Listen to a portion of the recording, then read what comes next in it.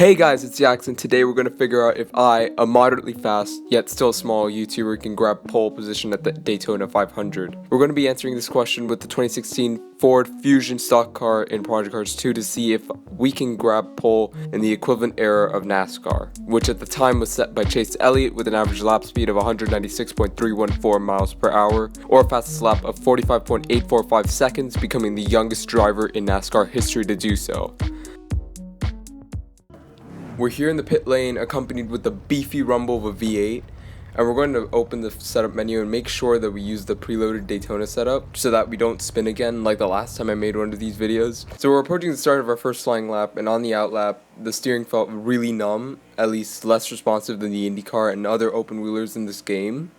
Anyway, well, we started, and this has been a much better start to the video, unlike the last one where we were spinning all over the place. But going through turn 1, the stock car feels a lot less snappy than any open wheelers I've driven in this game, so it's a lot easier to handle if I make a slight error in a turn. But based on the state of the rev limiter, I don't think it's possible to hit 196 miles per hour, let alone average it with the preloaded setup. But we're going to try with it anyway. But we'll definitely need to load a setup if we're going to break Chase Elliott's pole time. So transitioning over to my fastest lap with the stable setup. The stable setup felt really constricting when maintaining speed on the entry and exit of corners. But this lap in general was much smoother than other laps through the corners, where I found the most time running a line closer to the middle of the track rather than the inside of the corners, where you would probably say is the geometric line of this track. But you want to be tight on entry and exit to avoid the bumps due to varying camber in the track. Nonetheless, the time that I set in this lap, or with this lap, was still very off target.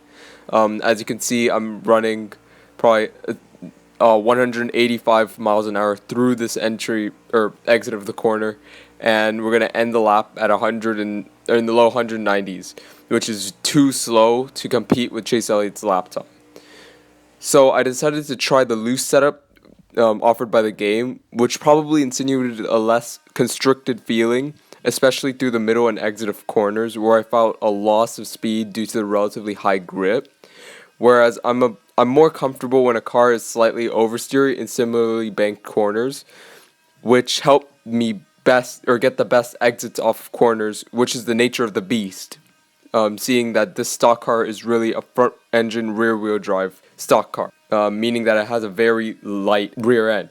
As a result, I started to shave more and more time off of my potential and best lap each lap consistently. However, towards the end of the stint, I was starting to hit my plateau in terms of my pace. So as you do, I turned to a world record setup, but as it turns out, there's no setup for the stock car at Daytona on YouTube. So instead, I went with a Texas Speedway setup instead. I'll leave a link to the video in the description down below.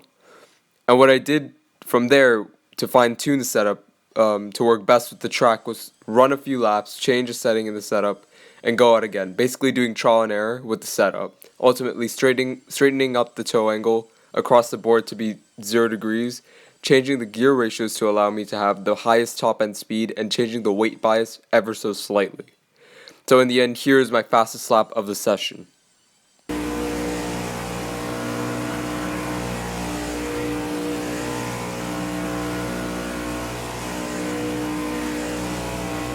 Okay, your engine's overheating.